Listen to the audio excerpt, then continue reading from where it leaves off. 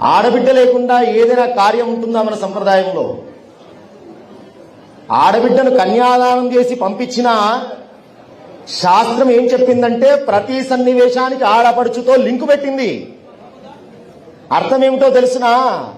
శక్తి స్వరూపం ఆ తల్లి రాకుంటే నీకు కార్య ఆచరణ కార్య నిర్వహణ శక్తే లేదురా అని చెప్పింది శాస్త్రం.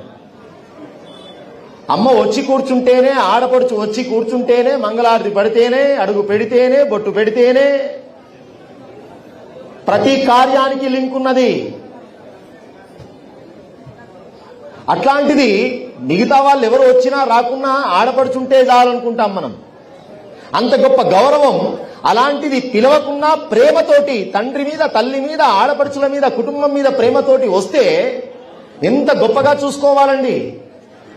ఆ తల్లి అడుగు పెట్టగానే అప్పటి వరకే శంకరుడి గురించి నానా మాటలు మాట్లాడుతున్న దక్షుడు ఇంకా కొంచెం వాల్యూమ్ పెంచేసినాడు. ఎందుకు?